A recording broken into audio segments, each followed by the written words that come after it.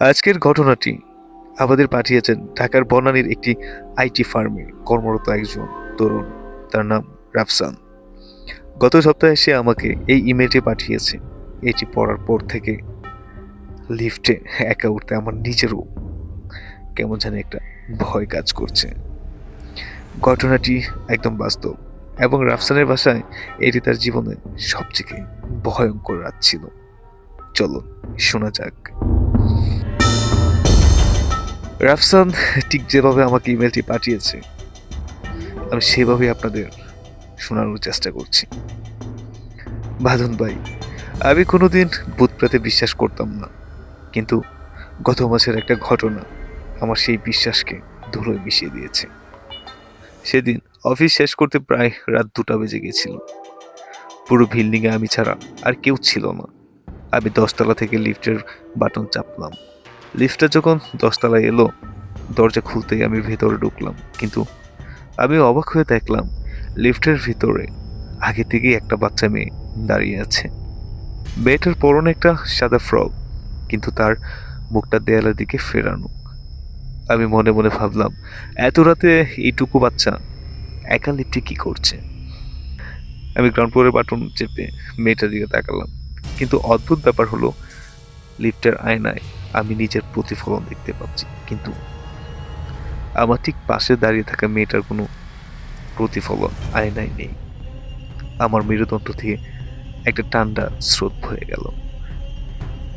আমি দ্রুত অন্য তলার বাটন চাপার চেষ্টা করলাম, কিন্তু লিফটের বাটনগুলো কাজ করছিল না। হঠাৎ লিফটটা 5তলায় এসে থমকে গেল। লিফটের লাইটগুলো দপদপ করতে শুরু করলো। আমি খেয়াল করলাম মেয়েটা আস্তে আস্তে আমার দিকে ঘুরছে। যখন সে সম্পূর্ণ ঘুরলো, আমি দেখলাম তার কোনো চোখ নেই। চোখের জায়গায় দুটো গর্ত, অন্ধকার গর্ত, আর সেখান থেকে কুচকুচে কালো কিছু একটা গড়িয়ে পড়ছে। সে আমার দিকে হাত বাড়িয়ে দিয়ে খুব ফ্যাস ফ্যাস গলায় বলল, ভাইয়া, আমাকে একটু 10তলায় রেখে আসবে? ওখানে আমার মা আমাকে কবর দিয়ে গেছে। আমি চিৎকার দেওয়ার শক্তিটুকু হারিয়ে ফেলেছিলাম। ঠিক তখন লিফটটা প্রচন্ড জোরে নিচে নামতে শুরু করলো। মনে হচ্ছিল লিফটটা মাটিতে আছাড় খাবে।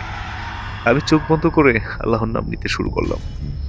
কয়েক সেকেন্ড পর লিফটের দরজা খুললো, কিন্তু তাকিয়ে দেখে আমি গ্রাউন্ড ফ্লোরে নেই, বরং আমি দাঁড়িয়ে আছি বিল্ডিং এর ছাদের একদম কিনারে।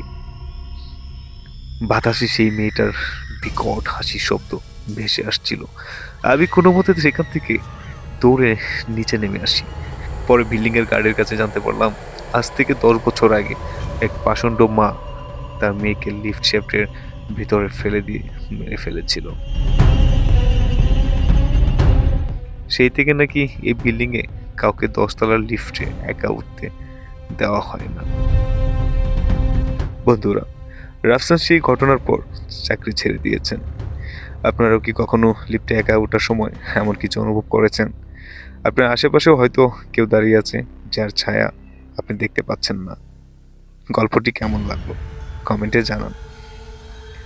আর আপনার কাছে এমন কোনো গল্প থাকলে আমাকে ইমেল করুন। দেখা হবে পরের পর্বে।